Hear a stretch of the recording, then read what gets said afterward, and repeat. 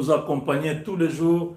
Vous avez cru à notre combat, à notre détermination en tant que peuple de pouvoir libérer le Congo du mensonge, de l'extorsion, de, de l'infiltration, de l'occupation, de l'expansionnisme rwandais et toutes ces velléités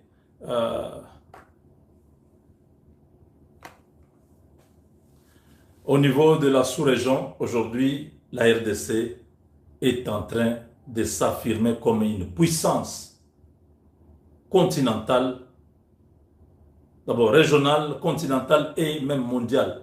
Parce que vous avez appris que la délégation chinoise de haut niveau, les vice-présidents chinois, disons vice-président ou premier ministre, arrivent au Congo parce que les blocus que le gouvernement congolais a mis fait très mal. Vous savez, quand en Chilobon, nous disons qu'en Kossos, donc, à Tio clé 12, aux autres respirer, c'est ce que le Congo est capable de faire maintenant.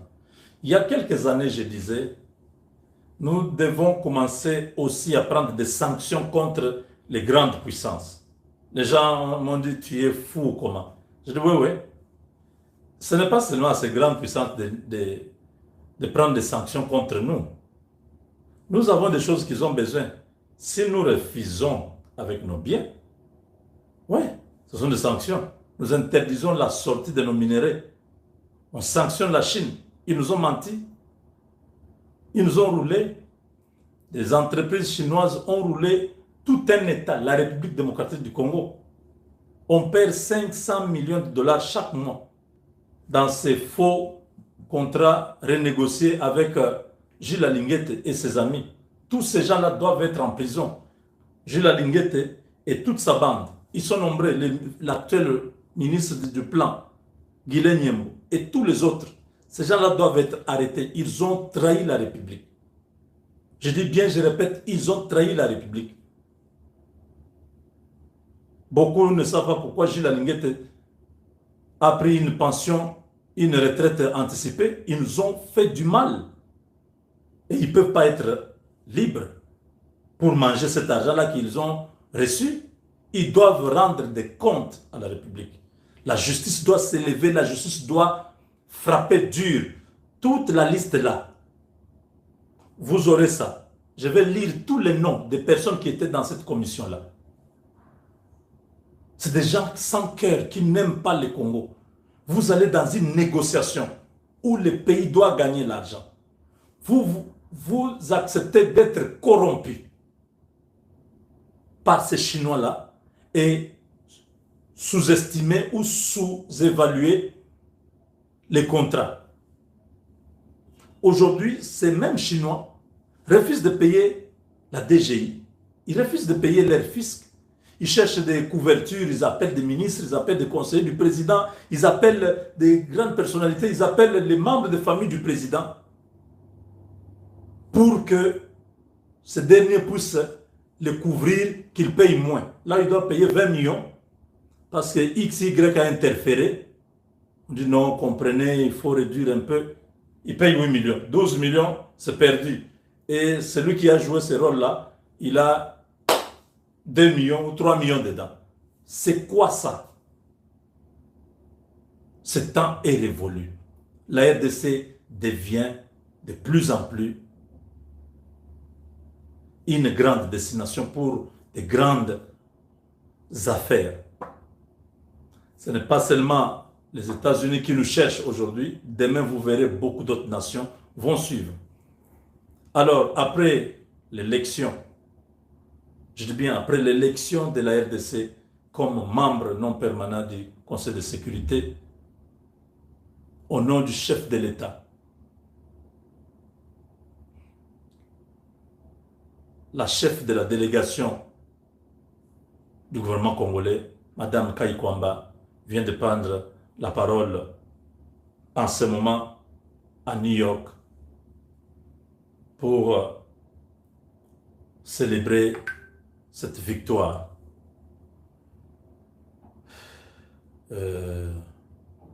Voilà, attendez.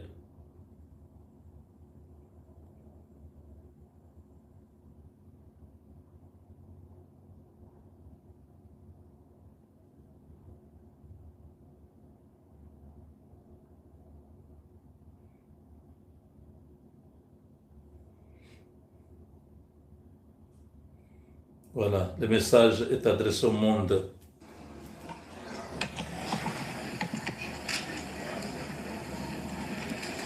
Ladies and gentlemen of the press, today marks a defining moment for the Democratic Republic of the Congo. With humility and determination, we welcome the decision of the United Nations General Assembly to elect our country to serve as non-permanent member of the Security Council for the 2026-2027 term. On behalf of the President of the Republic, His Excellency Félix-Antoine Tshisekedi Tshilombo, and in the name of the Congolese people, I wish to express our deep and sincere gratitude to all member states that supported our candidacy. We also wish to pay tribute to the African Union, the unwavering support of our continental organization, and the solidarity of all its member states have been instrumental. This election is not only a mark of confidence in the DRC, it is also a reflection of Africa's unity and its rightful place in shaping the global peace and security agenda. The mandate that begins in January 2026 is one we embrace fully. We are conscious of its weight, but also of its significance. The DRC brings to the Council not only its national experience, but also the voice of a continent that continues to bear the cost of conflicts it did not cause, and whose contributions to peace are too often overlooked. We will serve with dignity, independence of judgment, and loyalty to the principles of the Charter. We will work with all members of the Council to advance peace, uphold international law, and promote the legitimate aspirations of people around the world. To all those who have placed their trust in us, we will honor it. The DRC is ready to serve with clarity of purpose, fidelity to principle, and a commitment to shared solutions. Thank you. Wow.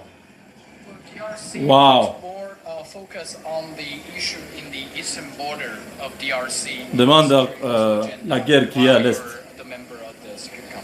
Of course, the situation in eastern DRC is front and center for the Congolese government because it is our people who are being victimized. But at the same time, we need to acknowledge the fact that we are here as a country that has received the vote of confidence of the African Union. We will most certainly come to the Security Council bearing the experience of a country that knows what it is like to have decades of conflict, that has a thorough understanding of the challenges of peacekeeping operations and protection of civilians issues, as well as the convergence between conflict, natural resources, and environmental changes. And this is the experience and expertise we wish to bring to the table, not to serve our own interests, but to serve the interests of humanity, because we know that the situation in the DRC is not an individual or isolated one. We have a lot of crises around the world, and we want to contribute with the strength of our experience and our expertise to the resolution of these challenges. Oh mon Dieu. Thank you. Oh mon Dieu. Quel... Bravo! Bravo! Non, non, non, non, non, non. Mes chers amis, beaucoup d'amour.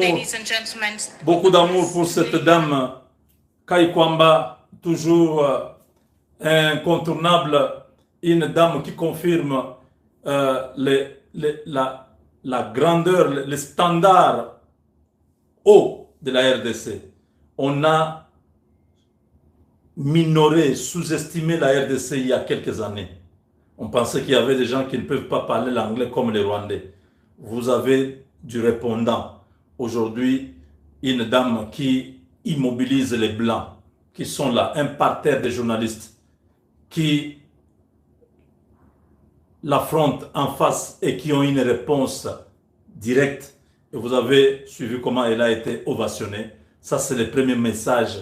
Après cette grande victoire, elle était en train de remercier toutes les nations qui ont voté pour la RDC, qui ont fait confiance à la RDC. Elle a dit que ne vous en faites pas, vous ne serez pas déçus. Nous venons bien évidemment avec une expérience de ce que nous vivons chez nous, mais cela ne suffit pas, parce que nous devons aussi contribuer en ayant cette expérience à d'autres conflits qui sont à travers le monde. Aujourd'hui, avec le soutien de l'Union africaine et de tous ceux qui ont cru en RDC, nous sommes en train de monter à un autre niveau. La RDC va servir avec beaucoup de dignité, va respecter la charte de l'ONU et pourra contribuer au développement et à la croissance de cette organisation. C'est un message qui vient de la part du président de la République et du peuple congolais. Donc, elle a parlé au nom du chef de l'État, au nom du peuple congolais dans son entièreté. Beaucoup de respect, Madame Kaikwamba. Félicitations pour ce travail. Le Congo n'est plus le Congo que vous avez connu, le Congo qui était à genoux, le Congo qui a connu des illettrés rwandais qui ont dominé sur sa nation, des vilains rwandais qui ont été dans des institutions au Congo. Le Congo d'aujourd'hui, c'est un Congo retrouvé, des fils et des filles dignes de pouvoir porter haut les drapeaux comme Kaikwamba l'a porté ce soir.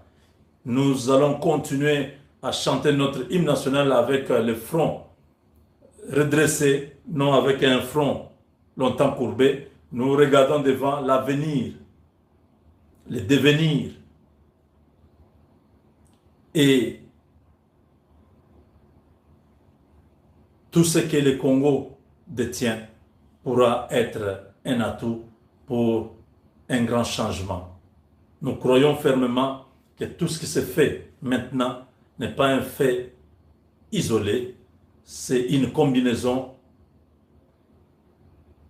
de la promesse de Dieu pour notre pays et l'accomplissement de cette promesse. Nous sommes attachés aux valeurs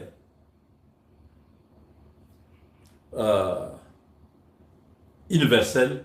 Nous allons travailler le Congo qui a été détruit par le Rwanda avec tous les mercenaires venus du Rwanda sera totalement reconstitué et va entamer sa phase de développement.